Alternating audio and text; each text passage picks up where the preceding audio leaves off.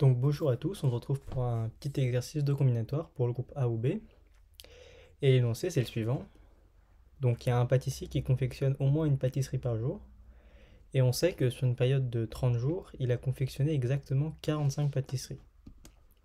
Et il s'agit de montrer que pendant ces 30 jours, il y a eu une période de jours consécutifs pendant lesquels il a confectionné exactement 14 pâtisseries.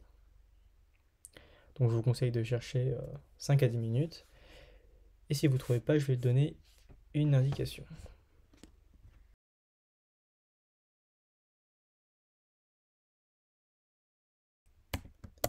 Alors l'indication, elle va être assez vague, mais ça va être d'utiliser le principe des tiroirs, qui est un principe qui est très utile en genre d'exercice. Et donc je vous laisse trouver quelle chaussette il faut considérer et quel tiroir il faut considérer.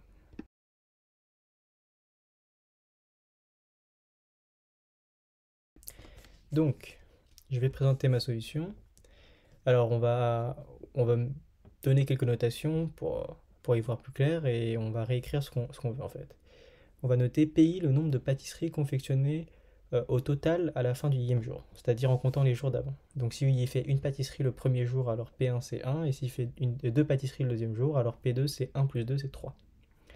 Et donc dans ce cas-là, l'énoncé, il revient simplement à trouver des indices I et J, donc tels que PJ égale PI plus 14. Ce qui veut exactement dire qu'entre les jours I et J, il a produit exactement 14 pâtisseries. Donc on voit qu'on a des nombres, les pays et les PJ plus 14, et qu'on essaie de montrer que deux d'entre eux sont égaux. Et une façon de le faire, c'est d'utiliser le principe de tiroir, c'est-à-dire qu'on a nos chaussettes qui sont les pays et les PI plus 14, et nos tiroirs qui vont être les valeurs que ces entiers peuvent prendre. Donc déjà, la première chose à dire, c'est qu'ils sont tous entiers, tous plus grands que 1, et comme on sait que P30 vaut 45, parce qu'on sait qu'il a produit exactement 45 pâtisseries pendant 30 jours, alors ce qu'on déduit, c'est que quand on considère les entiers P1, P2, P30 jusqu'à P30 et P1 plus 14 jusqu'à P30 plus 14, on a exactement 2 fois 30, donc 60 nombres. Et chacun de ces nombres est un entier compris entre 1 et 45 plus 14 égale 59. Donc pour récapituler, vous avez 60 entiers qui peuvent prendre que 59 valeurs différentes. C'est ici qu'on utilise le principe des tiroirs qui nous dit qu'il y a forcément deux des entiers ici qui sont égaux. Donc nous on veut que un entier de la première moitié, donc les P1, P2 jusqu'à P30, soit égal à un entier de la seconde moitié, donc P1 plus 14 jusqu'à P30 plus 14. Donc il faut qu'on arrive à montrer que nos deux entiers qui sont égaux ne peuvent pas être dans la même moitié.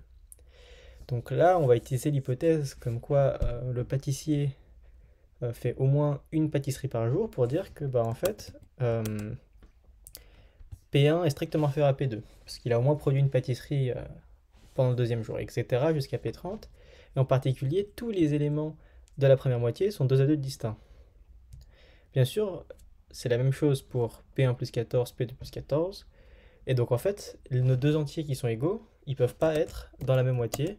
Et ce qu'on a montré, donc, c'est qu'il y a un élément de la première moitié qu'on appelle PI, qui est égal à un élément de la deuxième moitié qu'on appelle PJ plus 14. Et ça, en termes de notation, c'est exactement ce qu'on voulait, c'est-à-dire que le pâtissier, entre les jours I et J, a produit exactement 14 pâtisseries. Et donc c'est ce qu'on voulait montrer. Merci de m'avoir écouté et à la prochaine.